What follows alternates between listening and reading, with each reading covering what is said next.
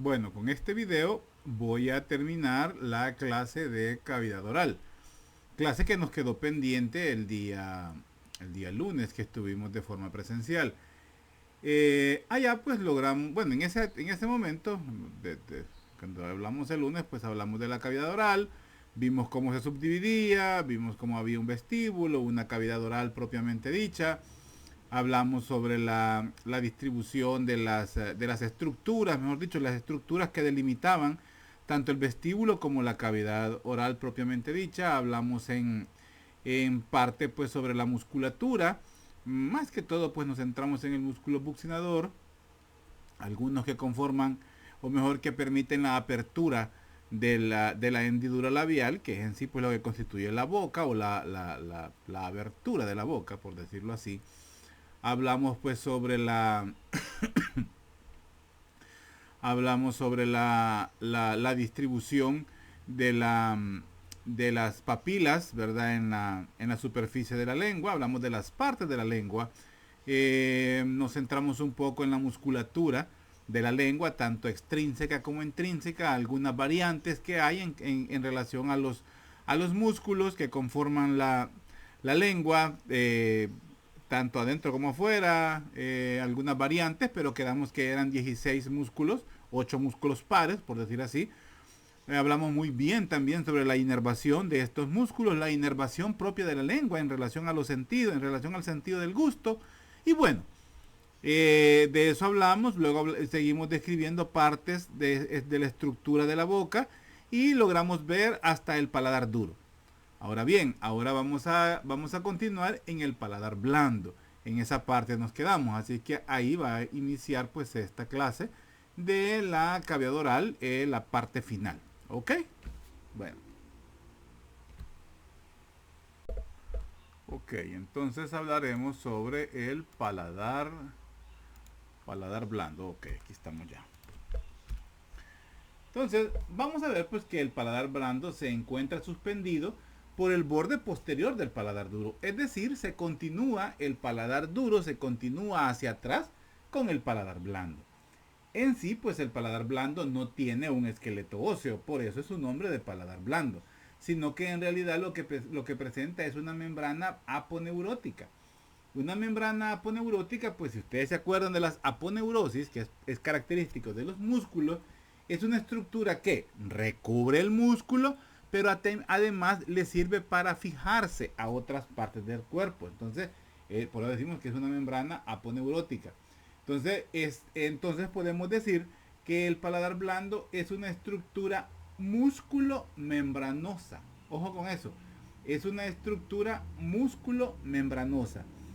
El paladar blando se continúa a los lados con la pared posterior de la faringe a través de los arcos palatoglosos y palatofaringer. Es decir, que el contacto que se hace entre la cavidad oral con la faringe en la parte posterior es gracias al paladar blando. Pregunta de examen.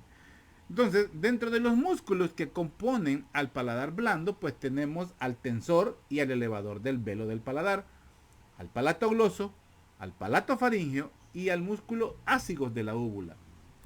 Ahora que recuerdo, creo que esto sí lo comenzamos a ver. Pero bueno, es un refuerzo. Entonces, estos es la musculatura propia del paladar blando. Entonces, es una estructura músculo-membranosa. Entonces, vamos a ver entonces que esto que vemos acá, o sea, posterior al paladar duro, tenemos el paladar blando. Esto es el paladar blando. Y lo que viene hacia atrás, pues, son los arcos. Entonces, estos arcos faringeos, estos arcos que encontramos acá, pues, son los arcos palatoglosos y palatofaringeos. Estos ya son parte o son los que nos ayudan a delimitar pues lo que conocemos como el istmo de las fauces, ¿verdad? Entonces, esto es lo que se conoce como el istmo de las fauces. Vamos a ver al músculo elevador del velo del paladar, que son músculos que se encuentran en esta zona de acá. El músculo elevador del velo del paladar, músculo que está en esta zona. Músculo tensor es el más anterior de los músculos del paladar, y el músculo elevador, que es un poco más anterior. ¿Ve? Entonces este es más posterior, como ustedes pueden ver. Este que se ha seccionado es el músculo elevador y este es el tensor del velo del paladar. Ya vamos a hablar por qué esa función. Luego tenemos a los músculos palatogloso y a los músculos palatofaríngeos. Estos músculos palatoglosos y palatofaríngeo son los músculos que encontramos formando las fauces directamente. Este que vemos acá es parte del es el palatofaríngeo, el que vemos acá, y el que no logramos ver es el músculo palatogloso, que está en la parte más anterior. El palatofaríngeo hace cuerpo con los músculos constrictores de la faringe. Entonces, aquí podemos ver el palatofaríngeo, pero el palatogloso lo vimos cuando vimos la lengua, los músculos de la lengua. El palatogloso es un músculo extrínseco de la lengua. Y por supuesto, el músculo ácigos de la úvula es un músculo único. Es un músculo único, el músculo ácigos de la úvula. Entonces, son los músculos propios del paladar. En este cuadro, pues hay una descripción de cada uno de ellos. Su origen, su inserción, quién lo inerva y cuál es la función de cada uno de ellos. ¿Verdad? Cada uno de ellos. Como pueden ver, en la mayoría de estos músculos está involucrado el nervio vago. En cada uno de ellos es el ¿cómo se llama?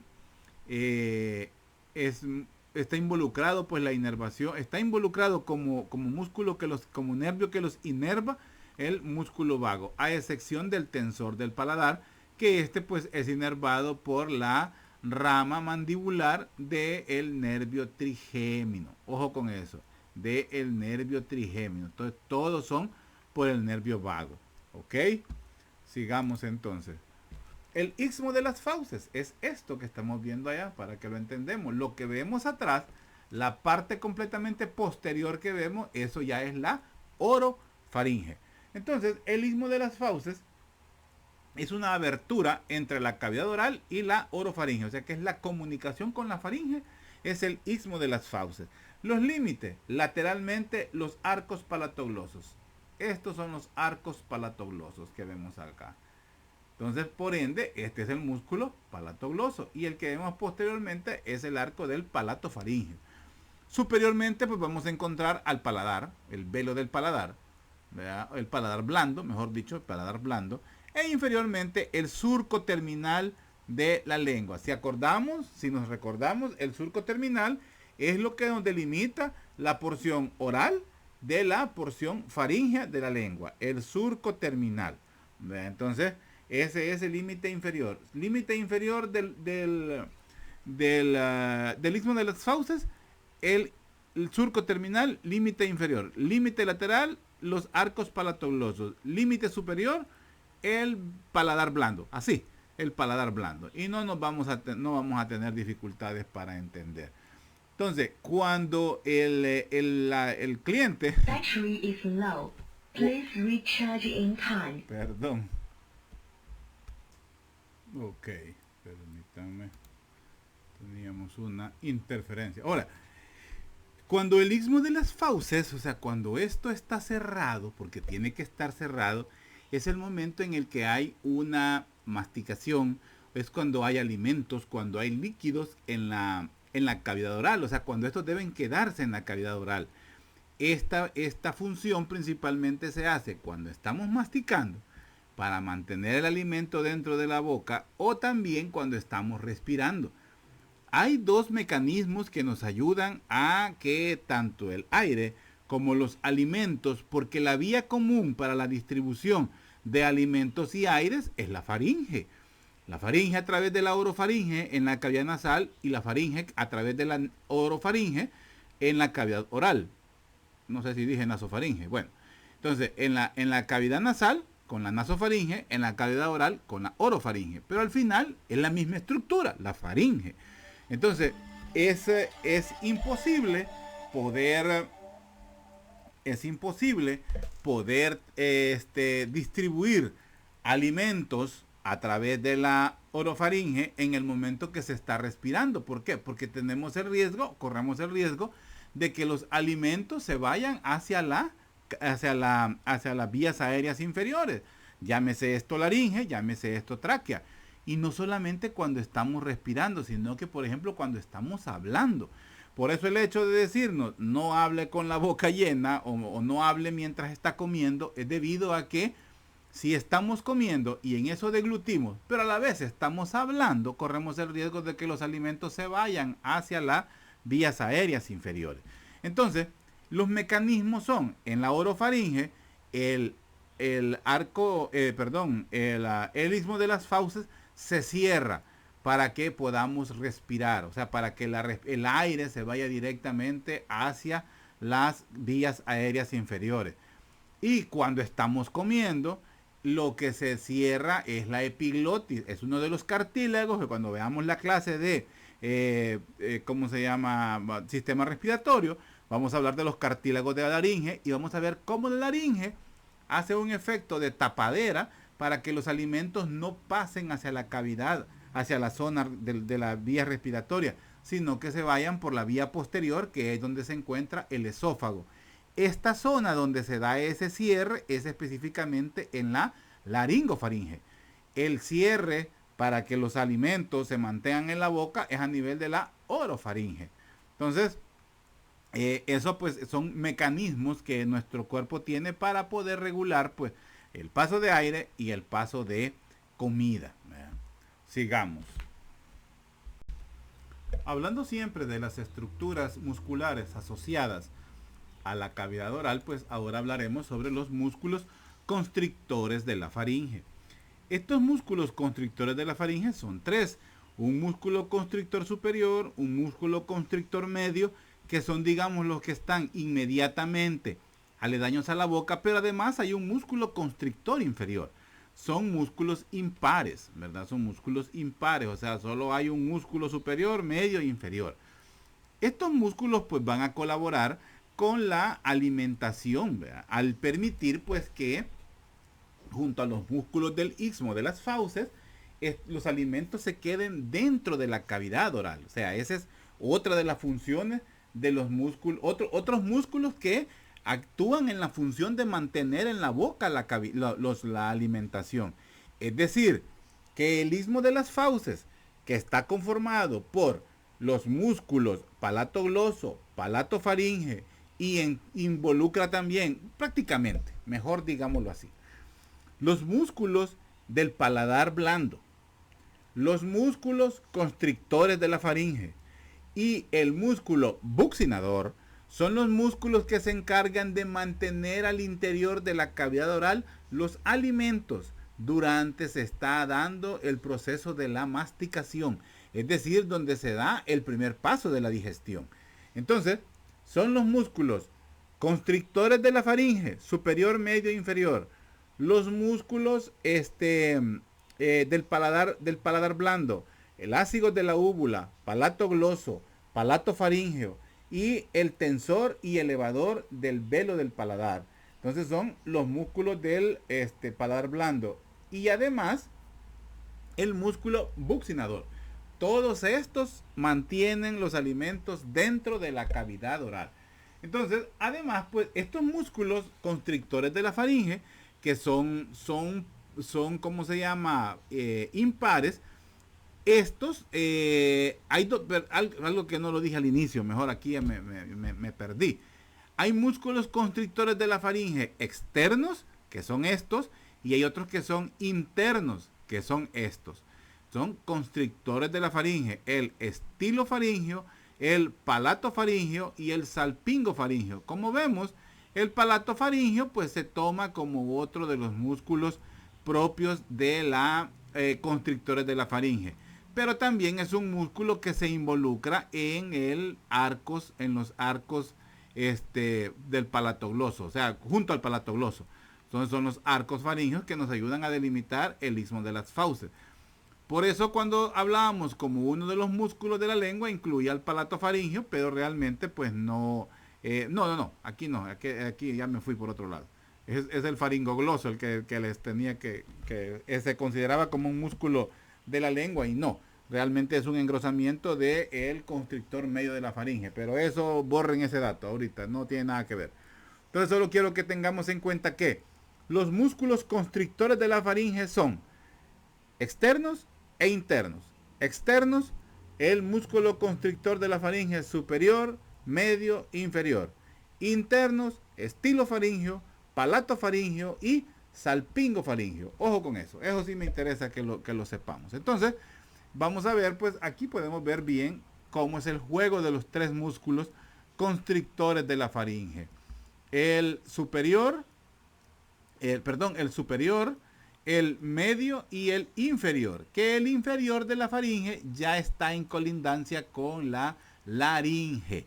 Como podemos ver aquí, estos son puntos de referencia. El punto de referencia del cricofaringeo, que es otro de los músculos que están ya en la parte más inferior, pero tiene relación con el cartílago cricoide, un cartílago de la laringe. Y ya por abajo pues tenemos el esófago. Entonces estos son los músculos constrictores de la faringe, los externos. Y aquí los podemos ver. Aquí los podemos ver cómo tienen ellos pues su adherencia hacia las estructuras aledañas en esta zona de acá. ¿Verdad? Así que vienen a ser pues la capa externa. Estos músculos pues forman, como ustedes pueden ver, como una manga muscular. Es un revestimiento que hace una cubierta posterior, ¿verdad? De las estructuras en esa zona, o sea, la faringe, la laringe y también el esófago. Ellos hacen una manga y hace una cara, como una fascia prácticamente, que se le conoce también como la fascia faringo-basilar. Así se le conoce a esta fascia, la fascia faringo-basilar. Estos músculos tienen un movimiento, una contracción que es involuntario, por supuesto, y todo a esa secuencia de contracciones que van de superior a inferior, es a lo que se le conoce como peristaltismo. Ese mismo peristaltismo o ese mismo movimiento se replica en el esófago, en el estómago, en todo el sistema muscular digestivo, es decir, en todo el sistema, en todo el tubo digestivo.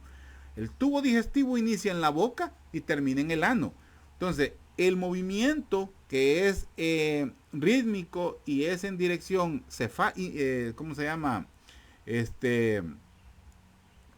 hacia abajo, hacia la zona inferior, ese movimiento es, o mejor dicho, caudal. Ese movimiento rítmico se le llama peristaltismo. ¿Ayuda a qué? A empujar el bolo alimenticio desde la cavidad oral hasta que llegue al esófago. O sea que nos ayuda a la deglución y al transporte del bolo alimenticio hacia las partes más inferiores del sistema digestivo. Todos en todo el trayecto, en toda esta estructura es perforada, o sea, tiene aberturas, tiene orificios que van a permitir que algunas estructuras entren o salgan hacia la faringe.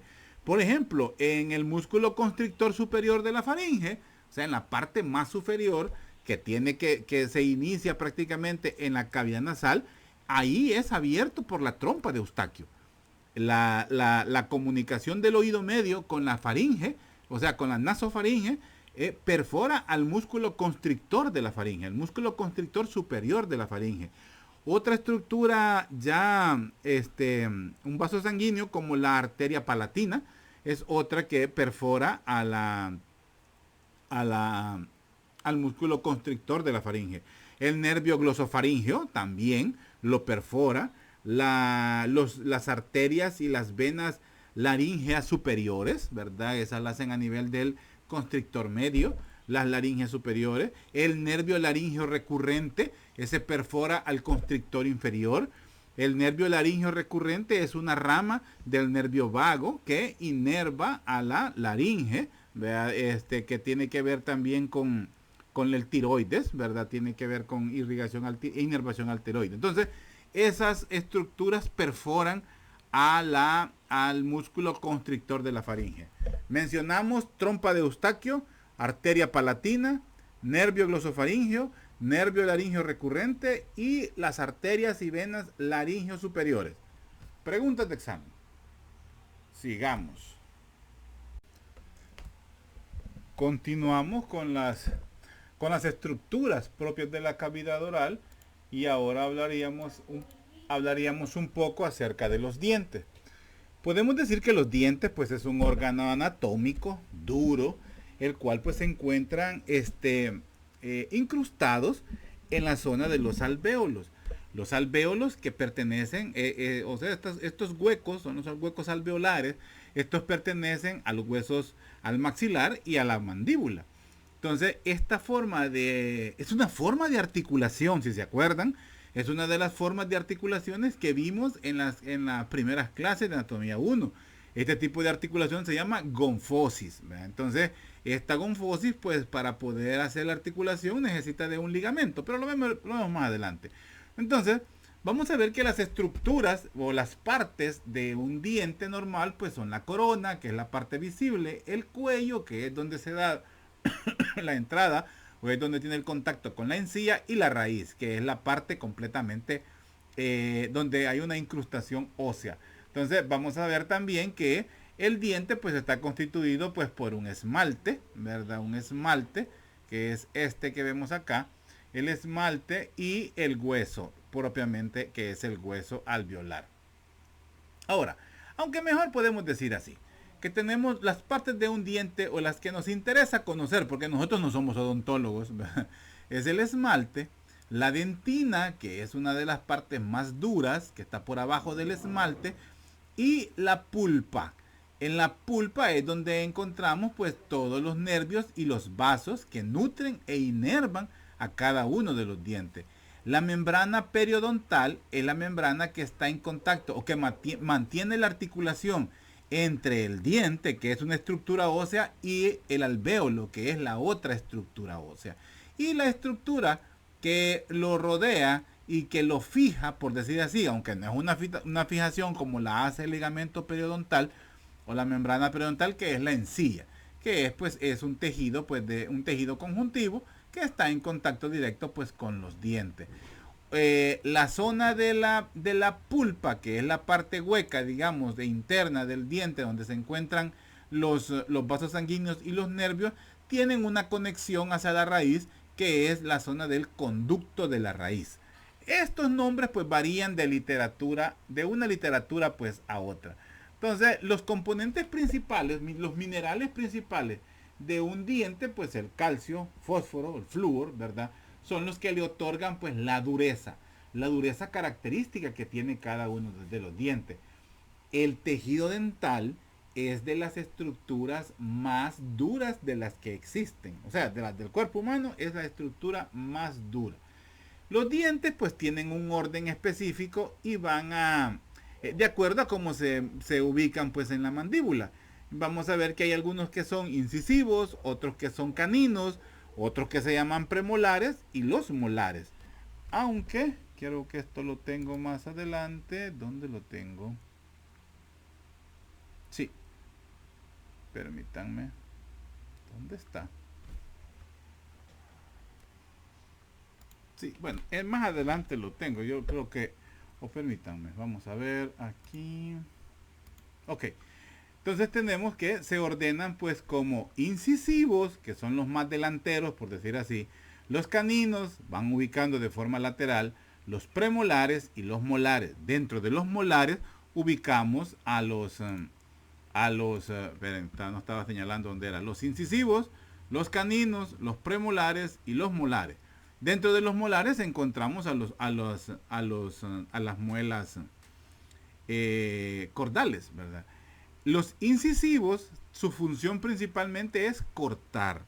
Los caninos, su función es desgarrar. Los premolares es triturar. Y los molares, como dice su nombre, molar es moler.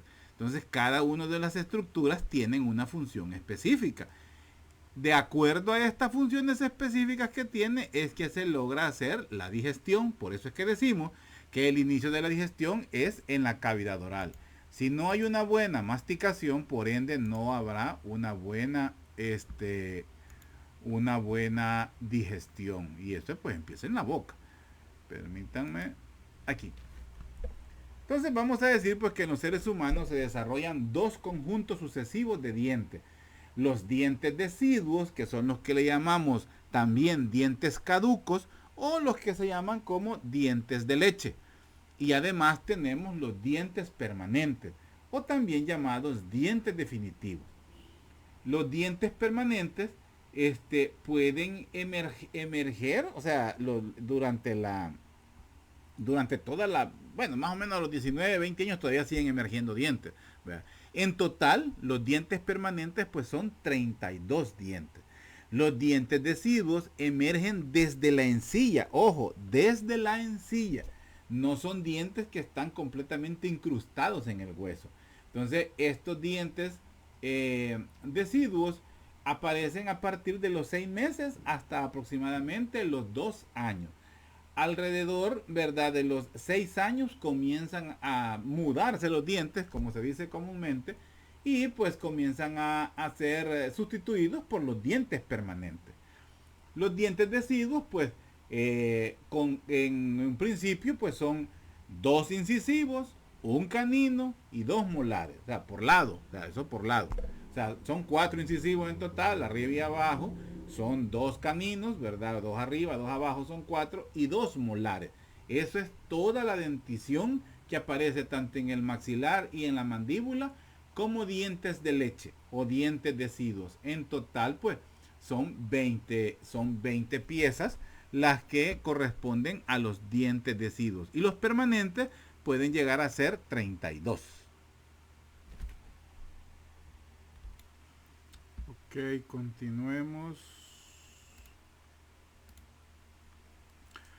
Esta ya la vimos. Bueno, hablamos que, bueno, es lógico, los adultos tienen más dientes que los niños, ¿verdad? El adulto pues tiene 32.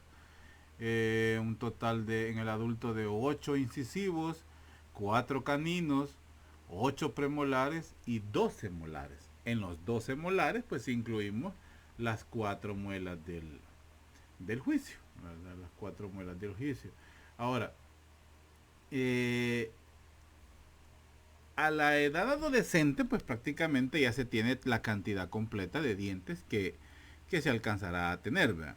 Ahora, en los adultos, 20, 21, 24 años más o menos, pues las muelas del juicio hacen la erupción, o sea, aparecen y pues pueden tener pues puede hacer que no crezcan de forma cómoda, por decir así, y puedan provocar pues que haya pérdida en el alineamiento pues de la dentadura en sí, puede provocar que se desplacen, puede provocar que se aflojen, pero principalmente pues una de las causas por las cuales se extraen es por el dolor que provoca pues el aparecimiento de estas muelas del juicio o estas muelas cordales, principalmente porque en la erupción de la encilla o en la ubicación en la mandíbula pueden provocar laceración, puede provocar alteración en la encilla, puede provocar ciseo, puede provocar dolor, pues un dolor específicamente, y al final pues hay que extraerlo. Entonces podríamos decir que sin las muelas del juicio pues tendríamos 28 piezas dentarias en la edad adulta.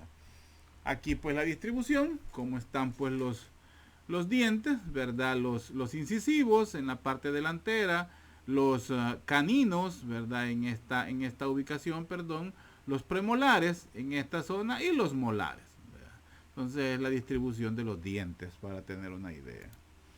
La inervación pues de la dentadura es gracias pues al nervio mandibular, o sea a la tercera porción del nervio trigémino, y a la segunda porción que es el maxilar, la segunda porción pues del trigémino, que nos da pues la inervación de todos los alvéolos, es decir, de cada una de las piezas dentarias. Entonces hay un agujero específico en la mandíbula que es el conducto mandibular, ¿verdad? Donde pues entra el nervio y hace pues su inervación de cada uno de ellos. Hay que tomar en cuenta que específicamente el ganglio, de donde emergen, de donde parten todas estas ramas, La rama oftálmica, la rama maxilar y la rama mandibular es el ganglio de Gasser, ¿verdad? O también se le conoce como el ganglio del trigémino. Específicamente se ubica, como ustedes ven aquí, es en la zona del temporal, específicamente en la fosa del temporal, o también se le conoce como la fosa de Gasser. Esa pues está en la cara cerebral, o sea, es decir, en la cara interna, prácticamente en la parte de la fosa media, donde se encuentra pues, y más que todo pues en la parte posterior del peñasco del temporal. En esa zona es que ubicamos el ganglio de Gasser. Otra de las partes importantes en la boca pues son las glándulas salivales. Entonces, las glándulas salivales pues son anexas, ¿verdad?, en la boca, y siendo pues su principal secreción pues la saliva. Aproximadamente pues se secreta hay una producción pues de saliva en 24 horas de 1 litro a 1,5 litros, es decir, de 1000 a 1500 mililitros es la producción de saliva que se hace a diario. La forma en que las glándulas salivales están dispuestas es en una forma de acinos. Los acinos son como que nos imaginemos cómo se ve una pizza, más o menos. Así es como se ven pues las glándulas salivales. Hay que tener muy en cuenta, yo espero que esto lo sepan o lo investigan, es la forma de la secreción. Lo veremos en la clase de histología, creo. Entonces, pero la forma de la secreción de la saliva es gracias a que las salivas presentan un sistema de túbulos y alvéolos. Entonces, la secreción es de tipo, o sea, las glándulas en sí tienen varios tipos de secreción. O sea, las glándulas o las secreciones glandulares, las glándulas como el hígado, el páncreas, la vesícula, el tiroides, pituitaria, tienen diferentes formas de cómo secretan sus productos. Las glándulas salivales, su tipo de excreción es de tipo merocrina.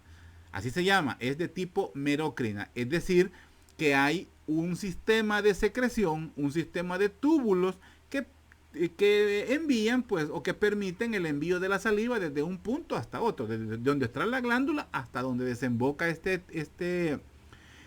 túbulo, que lo hace pues en este caso de la saliva al interior de la boca. Ya veremos cómo es la secreción, pero lo que me interesa es que sepan que es de tipo merocrina. Las glándulas salivales que tenemos pues son las principales, ¿verdad? Las mayores son la glándula parótida, la glándula submandibular y la glándula sublingual. Estas pues se encuentran en la proximidad de la cavidad bucal. Más que todo pues en una distribución tanto ¿cómo podemos decir? Al interior de la boca. O sea, ahí es su secreción. Pero en sí, estas glándulas podemos decir que están por fuera de la cavidad oral. Hay otras glándulas que son las menores y estas están al interior de la cavidad bucal, están en las paredes de la boca y se ubican en diferentes puntos. Según su ubicación toman su nombre: glándulas labiales, glándulas salivales bucales, glándulas salivales palatinas y glándulas linguales. Por eso decimos que hay glándulas mayores y hay glándulas menores. Las enzimas de la saliva, o sea, las que le ayudan con la digestión, son la tialina, que es la que nos ayuda con los almidones, con los azúcares, por decir así. Principalmente es amilasa y del tipo maltasa. Luego tenemos la lipasa, que tiene que ver pues con la digestión. Todas ellas tienen que ver con la digestión. La lisozima y la calicreína. Las funciones que se le adjudican a la saliva, pues mantener la humedad de la boca, ¿verdad?, para evitar la desecación. Acordémonos que es una mucosa. Funciones pues humedecen los alimentos para facilitar su masticación y por ende su deglución. Disuelven sustancias como los lípidos, como los carbohidratos. Permiten captar el sabor de los alimentos, además de las glándulas, además de las terminaciones nerviosas que encontramos en las glándulas salivales, en las glándulas linguales, las papilas gustativas. Estas aumentan el contacto para permitir sentir los sabores. La saliva favorece también esa función. Y la otra función de la saliva, pues la limpieza mecánica de los dientes. O sea, la saliva ayuda a mantener limpios los dientes, pero es necesario pues el recambio y la ayuda que le hacemos nosotros pues con la limpieza dental, que ya sabemos cómo se lavan los dientes. Estas son las glándulas mayores, la glándula parótida, la glándula submandibular y la glándula sublingual. Si se fijan, toman su nombre pues según la zona que es donde están ubicadas. Hablando sobre la glándula parótida, vamos a decir pues que es la más voluminosa, más o menos 25 gramos, tiene una forma de prisma, o sea, de un triángulo más que todo, y presenta pues 3 caras y 2 bordes, teniendo como bordes pues el borde posterior, el borde anterior y el borde interno. Son bordes propios pues de la glándula parótida. Ella se encuentra incluida en una zona que se llama la celda paroteoidea. Paroteoidea es la celda paroteoidea. Esta celda es donde está ella, como por decir, como el mismo dice, su nombre dice, celda. Se encuentra encarcelada en esa zona, es decir, no se puede mover de ese lugar. Esa celda, pues no voy a entrar en mayores detalles, porque esa más que todo tiene que ser con una aponeurosis de la zona cervical. Vamos a ver también que se encuentra por la rama maxilar. En esta zona por detrás está de la rama maxilar. Y la apófisis mastoides y la apófisis estiloides que se encuentran por arriba. Esas crean como una bóveda donde está guardada pues la glándula parótida. Algo muy importante de ella es su conducto. El conducto parotoideo, que también recibe el nombre de el conducto de Stenón. El conducto parotídeo, así es, conducto parotídeo, yo estoy inventando. El conducto parotídeo, el conducto de Stenón, pues lleva la saliva desde la glándula hacia la cavidad bucal. Más o menos tiene una longitud de 4 centímetros y un grosor de 3 centímetros aproximadamente. La zona donde desemboca al interior de la boca tiene una zona donde ella desemboca específicamente y se llama la papila parotídea. Es en esa zona, es donde ella desemboca. Se me fue. La papila parotídea. Este conducto perfora al músculo buccinador. Creo que lo dijimos antes. Perfora al músculo buccinador, ¿verdad? Más que todo pasa por delante del músculo macetero, que vemos acá. A no le hace nada, no lo perfora, pero sí perfora al músculo buccinador para poder tener acceso a la cavidad bucal. Más que todo se abre específicamente por al anterior, lo hace anteriormente en los dientes, específicamente en el primero o en el segundo molar maxilar. Ojo, primero o segundo molar maxilar. Ahí es donde ella se abre, en el primero o segundo molar maxilar. Además, se describe que hay una glándula parotídea accesoria, ¿verdad? Que creo que la tengo en la siguiente, quiero ver, aquí está. Esta es la glándula parotídea accesoria que puede estar en el trayecto del conducto de Stenón. Es la glándula parotídea accesoria. Es muy irrigada y también inervada. Es irrigada por la arteria auricular posterior y anterior. También tiene irrigación de la arteria occipital, la temporal superficial, la transversa de la cara y tiene irrigación directamente de la arteria carótida externa. A la vez vamos a encontrar las mismas vénulas que estas acompañando a estas arterias, pero su principal drenaje es gracias a la vena retromandibular. Los nervios que la inervan pues son los nervios aurículo-temporal, que es rama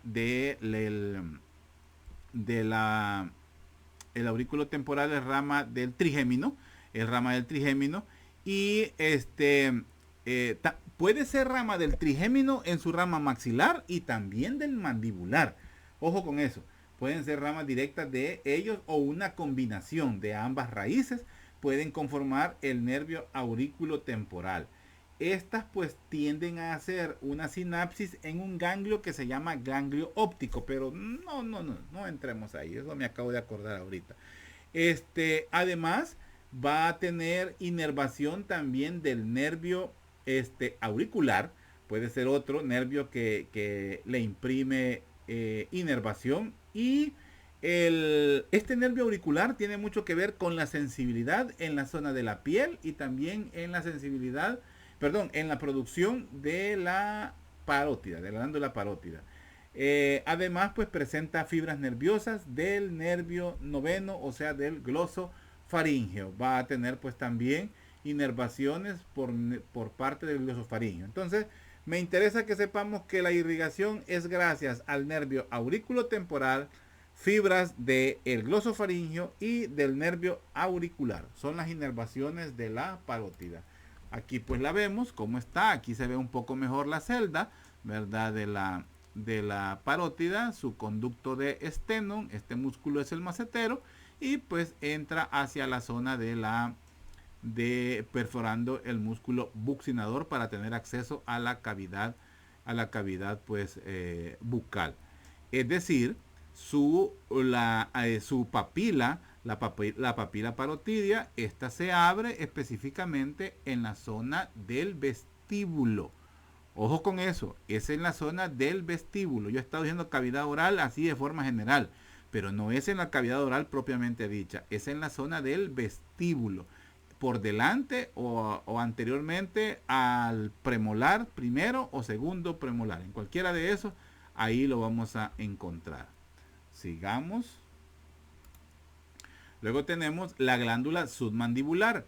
Esta se encuentra situada en la región suprayoidea, es decir, este es el hueso yoides que tenemos acá. Entonces, esta es la glándula submandibular, por arriba del hueso yoides. Ahí encontramos a la glándula submandibular.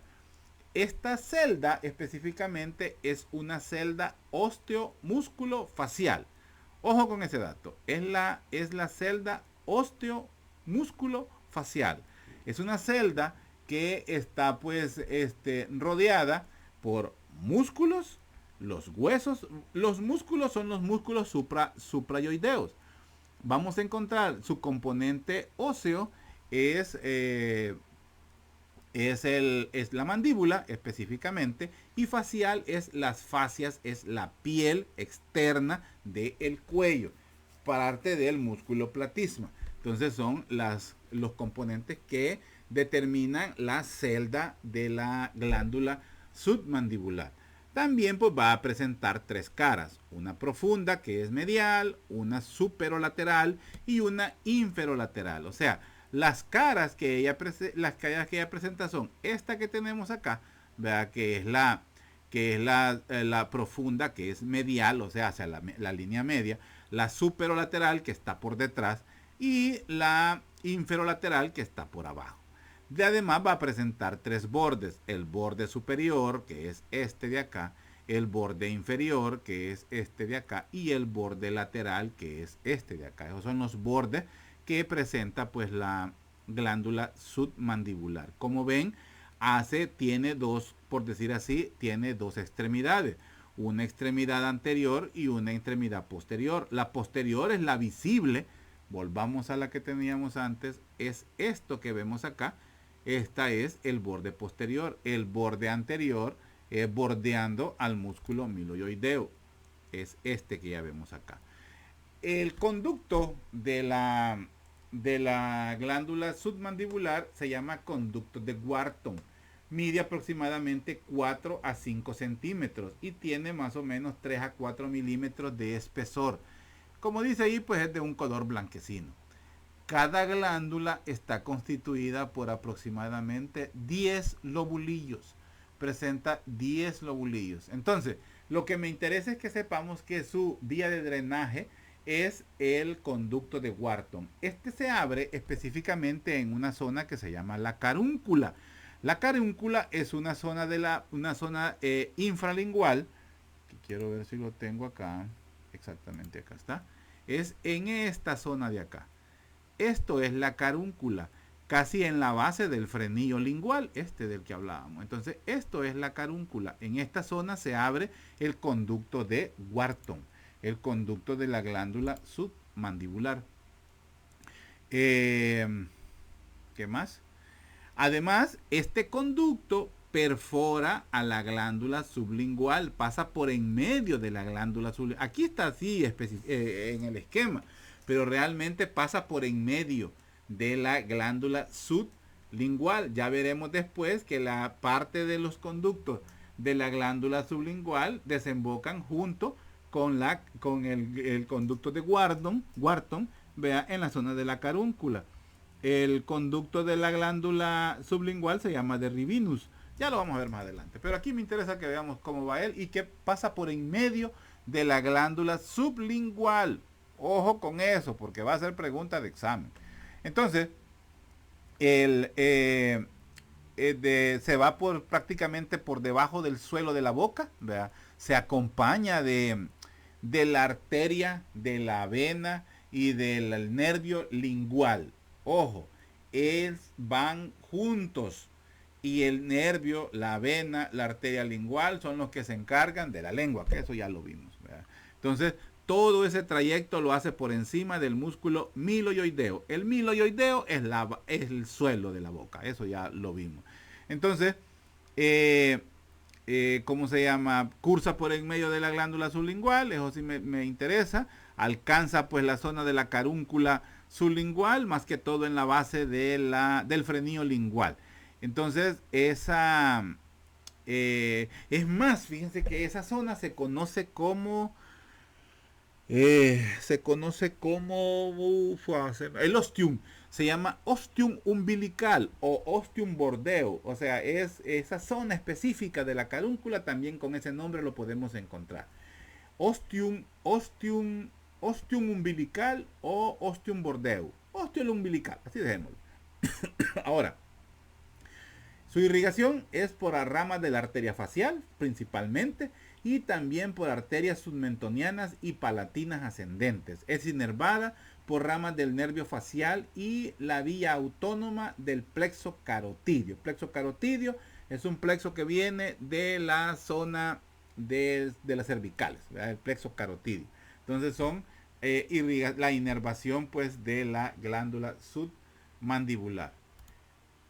Es esto que vemos acá, este es su borde posterior, el que vemos que se ve es el que mejor se ve, y este pues ya es su borde, estoy aquí en la sublingual, entonces en la submandibular, esto que vemos acá es su borde, es el borde anterior que estamos viendo, el borde interno, vea, es el borde anterior, porque rodea al músculo miloioideo.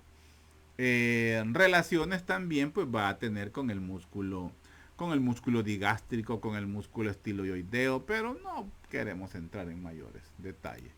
La zona de la carúncula, donde desemboca, aquí vemos cómo penetra o pasa por en medio de la glándula sublingual y se llama conducto de Wharton. Se abre específicamente en la zona de la carúncula y el propio punto donde desemboca se llama ostium umbilical. Sí, así lo dije, ¿verdad? Fíjense que ya se me fue la onda. Voy a regresarme porque no quiero. ¿Dónde fue que lo vi? ¿Dónde fue? No. Solo fue que se lo dije. Se llama, sí, ostium umbilical. El ostium umbilical. ¿Qué más? Bueno, esto es lo del frenillo. Alguien me preguntaba, o cuando yo les hice la pregunta de cuando no se le entienden las palabras, o alguien me preguntó eso, creo que Josué preguntó eso, de que no se le entienden las palabras, y era porque había un problema en la motricidad de la lengua, en la motricidad para emitir sonidos, ¿vea? Entonces era una dislalia o una disartia, el que no se le entiende, pero cuando es debido a un problema del frenillo, que se llama frenillo corto, a eso se le llama anquiloglosia. Entonces es un frenillo corto. Lo que se hace simplemente es hacer una incisión sobre el frenillo para liberar la lengua y el paciente pues va a pronunciar mejor las palabras. La glándula sublingual, pues esta viene a ser la glándula más anterior, o sea, si ustedes ven, la parótida está atrás, la submandibular está atrás y la más anterior pues es la sublingual. es también pues la más pequeña de todas las glándulas. Presenta un peso, como dice ahí, pues de 3 gramos. Presenta dos caras y dos bordes. Una cara superficial y una cara profunda. Además, pues va a tener una cara superficial es esta y la cara profunda es esta. Además va a tener también bordes, borde superior y borde inferior. Cuando yo digo una cara, me refiero a un área. Es un área específica. Un borde es solamente como por decir así, una línea específica es un borde. Los conductos, y por eso se menciona como... otro detalle, la glándula sublingual no se encuentra guardada en una... Es la única que no está dentro de una celda, eso sí. Esa es la diferencia que hay entre la parótida y la submandibular. Esta no se encuentra dentro de una celda, sino que está incluida o guardada, por decir así, en una zona más que todo donde hay tejido conjuntivo laxo.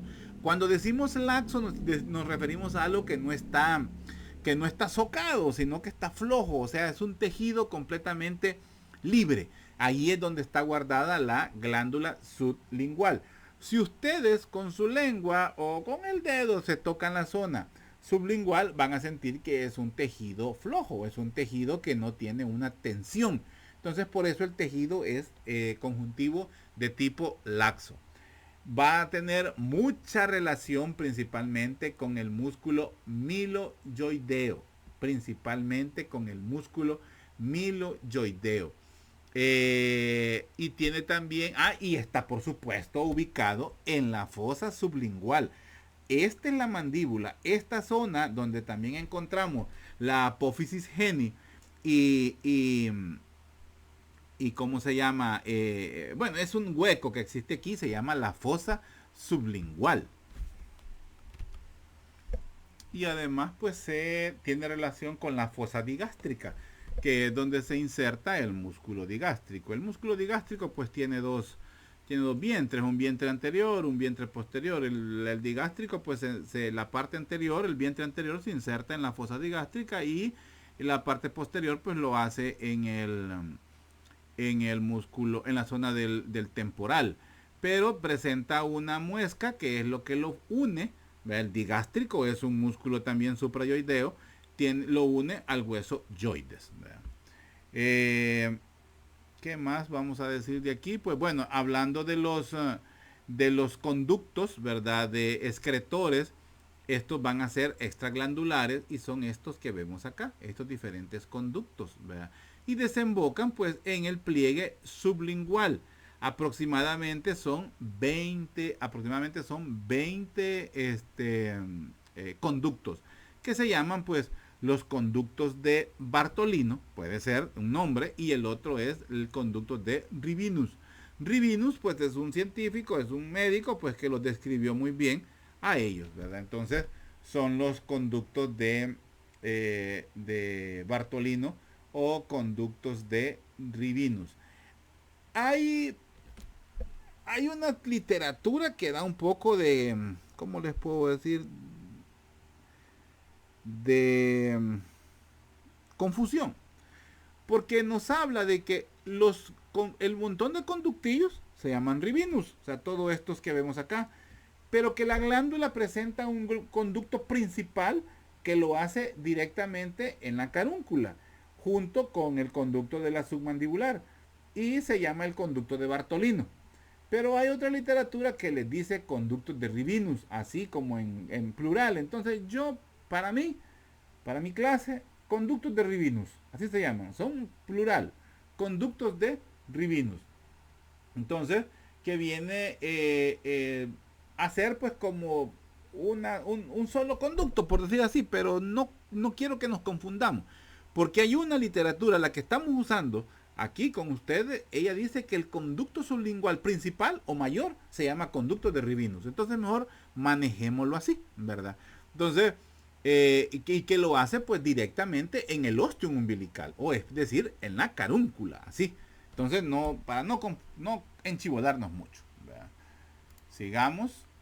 Los conductos, aquí vemos también los conductillos. Son varios conductillos. Pero hay uno principal que desemboca junto con el sublingual, con el submandibular, en la zona de la carúncula, en la zona específica del ostium umbilical. Es esto que vemos acá.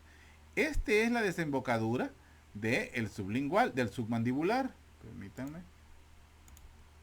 Esto es la desembocadura del submandibular. Entonces, en una literatura describe que hay dos juntitos que se adosan y lo hacen directamente en el ostium umbilical. Y todos estos pues son los de Rivinus. Pero para cuestión de pregunta, conducto excretor de la parótida, conducto de Wharton. Conducto excretor de la sublingual, conducto no, ya me enchibolé. Conducto de Stenon, el conducto de la parótida, este de acá, conducto de Stenon. El conducto de la submandibular, conducto de Wharton. El conducto de la sublingual, conducto de Rivinus. Así, sin enchivolarnos más. ¿Ok? Sigamos, ya casi terminamos. Entonces vamos a ver pues ahora solo para describir nada más las glándulas salivales menores. Dentro de las glándulas salivales menores pues tenemos las labiales, ¿verdad? Las labiales, o también conocidas como vestibulares, que las vamos a ver aquí. Las bucales, o que son las molares, estas que vemos acá, ¿verdad? Las palatinas, que están en el paladar duro y paladar blando, y las linguales, que están en la cara anterior de la lengua. Ahí es donde vamos a ver las linguales. Entonces, las bucales que están acá son también parte de las molares. O sea, es casi lo mismo. Más que todo, la literatura las marca como bucales, teniendo dos apariciones o dos sitios específicamente. Vea, en el carrillo y directamente en la zona del fondo de saco. Vea, del fondo de saco. Pero no nos enchivolemos. Son labiales, vea, labiales, linguales, palatinas y bucales. Entonces, así nos quedamos. Obviemos esto de acá. Obviemos esto de acá. Entonces, vamos a ver pues que estas son las glándulas menores. También se les llama como secundarias. A veces se les llama como secundarias. También a veces tienen el nombre de intrínsecas. Cualquiera de ellas es bueno. Siempre están conformadas como acinos. Producen principalmente saliva, como ya lo hemos dicho. Y pues están situadas pues en todo el interior de la boca, a excepción de las encías. Ahí no hay glándulas salivales y principalmente pues están en la parte anterior del paladar duro.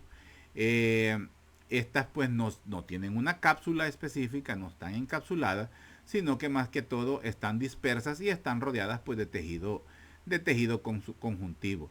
Además pues tienen un sistema de conductos, pero no tan definido como los conductos de las mayores. ¿Vea? Es un conducto, digamos, rudimentario. Son conductos muy cortos también. ¿Vea? Sus trayectos son muy cortos. ¿Y qué más? Hay unas que están descritas, pero que no siempre están presentes, que se pueden, ubicar en las linguales, pero estas son en el surco terminal o en la B lingual. En esa zona se pueden ubicar y se llaman las glándulas de von Ebner. Ahora, el detalle de estas de von Ebner es que estas su producción no es exclusivamente saliva, sino que tienen más que todo moco, una mucosidad. Por eso no se consideran parte de la glándula salivales, las glándulas de von Ebner. Esto solo lo menciono como cultura general. Podemos decir pues que ellas permanentemente se mantienen produciendo saliva, es decir, mantienen permanentemente la lubricación, la humectación de la boca, ayudan a mantener pues libre de infecciones, de caries, o sea, las funciones propias de que ya hablamos pues de la saliva. Además tienen dentro de las funciones inmunológicas pues impedir la colonización de los gérmenes, ¿verdad? Que van a atacar pues principalmente al esmalte dental. Sigamos, ya esto es lo último creo yo Ya hablamos pues de la hendidura, que esto sí lo hablamos al principio, la hendidura bucal, o sea, la puerta de entrada, ¿verdad? Es la abertura existente pues entre los labios. Esto es lo que conecta el vestíbulo de la boca con el exterior, ¿verdad? La hendidura bucal. Esta hendidura pues puede abrirse, puede cerrarse, puede cambiar de forma según los movimientos pues de los músculos de la expresión facial que están asociados a los labios. Ya hemos hablado de cuáles son esos músculos. Y pues también de la zona circundante y hasta también en esto colabora pues los movimientos propios de la mandíbula. Los labios, que son la otra estructura que encontramos ahí, pues estos están completamente formados por tejido blando. Es tejido completamente blando. Están tapizados internamente, es decir, en esta zona de acá, este es el exterior de los labios. Este es el interior de los labios. Está tapizado completamente por mucosa, mucosa de tipo oral. Y en el borde externo o la cara externa está tapizado por piel con cierta modificación. Además existe un borde libre que es la zona que se le conoce como la zona de transición, que es donde se convierte desde una piel gruesa, ¿verdad? Que es propia de la cara, por decir así, que cubre la cara, y la piel fina que va a conformar pues la zona de los labios. Y luego pues se continúa en la parte posterior o en la parte interna con la mucosa oral. A este borde libre se le conoce como el borde bermellón. Es el borde bermellón. Específicamente pues es los labios propiamente dichos. El borde bermellón es lo que las mujeres pues donde se aplican el labial o algunos hombres hoy en día. Los vasos sanguíneos, ¿verdad? Que encontramos en la cercanía de ellos, pues son los que están irrigando, ¿verdad? La zona, pues de los, uh, de los labios específicamente. Al ser una piel más delgada, es una piel fina, la irrigación es lo que le da esa coloración a los labios. La coloración pues de los labios es debido a la alta irrigación que se encuentra en esa zona y que está pues completamente, es más delgada que la piel de la cara. El labio superior, como lo vemos acá, pues presenta un surco vertical, no es muy profundo, ¿verdad? Y es el que le conoce como el filtro. Este tiene o está rodeada por elevaciones, o mejor dicho, está bordeado. Estas elevaciones son elevaciones de piel, de epidermis, estas que vemos acá. Entonces, estas pues son las que,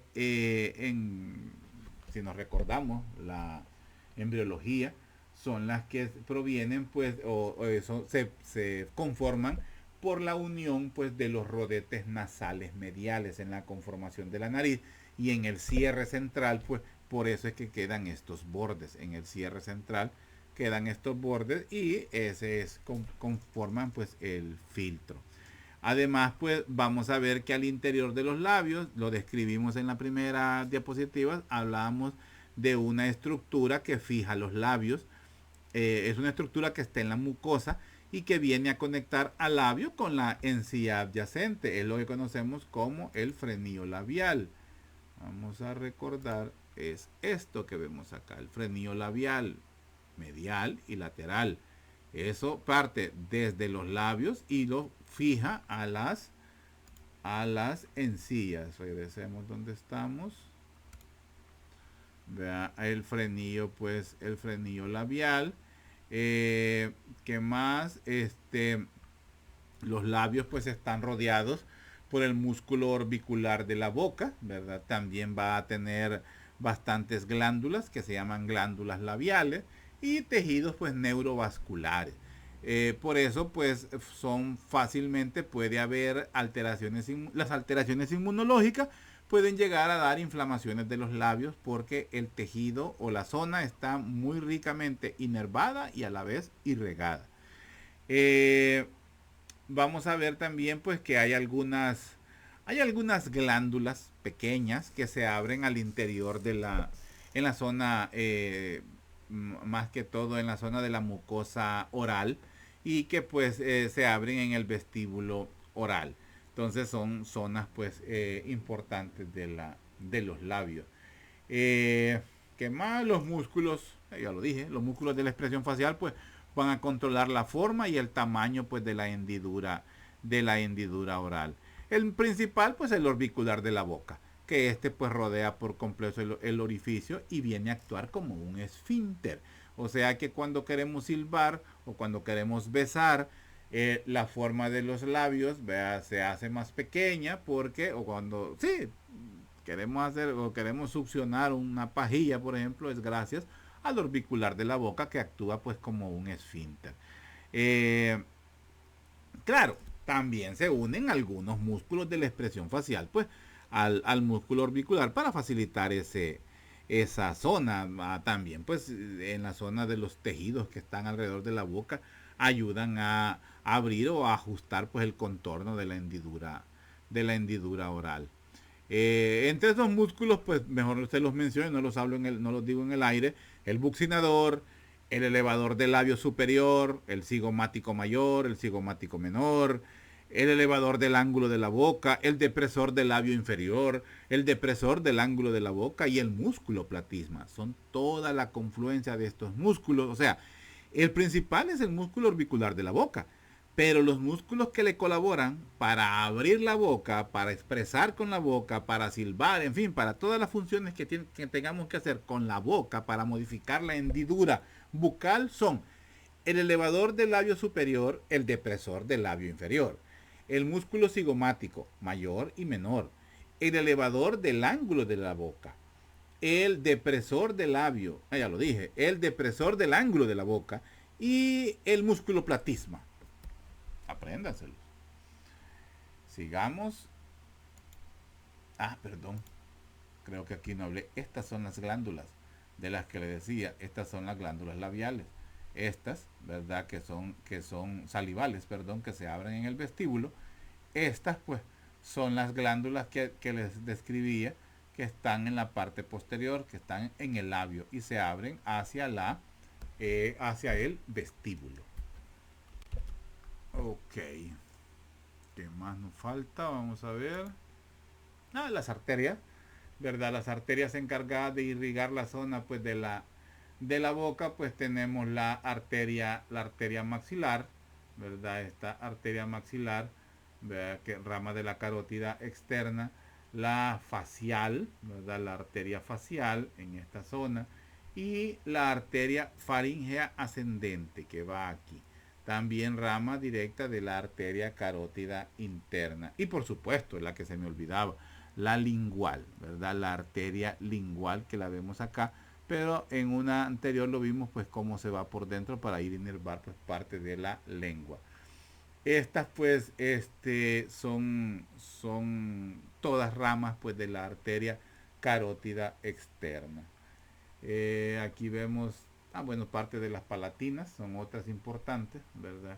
Que son ramas, pues, son ramas de la maxilar, las que vemos acá. Estas ya son las ramas terminales. Pero como pregunta de examen, las arterias principales de la irrigación de la boca son la arteria maxilar, la arteria faríngea ascendente y la arteria facial. Y la lingual. Esta no está marcada, la lingual, ¿verdad? Esta, la lingual también. No me pintó. Pensé que me iba a pintar. Vamos a ver. Aquí. No me hace el círculo. No sé por qué. Bueno. Espérenme, que no le he puesto color. Vamos a ver. No me la marca, es de más. Bueno. Entonces, sigamos. Ya casi terminamos.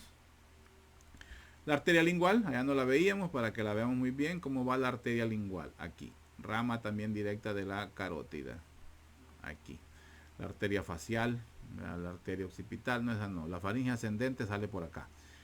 ¿Qué más? El drenaje, pues igual, acompañando, ¿verdad? Específicamente por el plexo pterigoideo. Ese es el plexo, esa es la zona, ¿verdad? Las venas, pues siguen el trayecto de las arterias.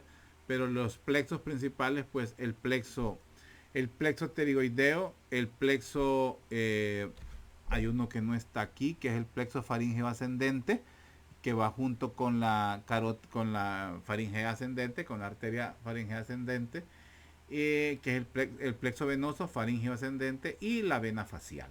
Son las principales, pues, que drenan, pues, la zona. Aquí falta una: plexo pterigoideo, la vena facial y el plexo venoso faríngeo ascendente. Ojo con eso no está aquí. El plexo faríngeo, si yo me acuerdo que lo tenía. Bueno, no está. Ok. Y bueno, nos quedamos hasta acá.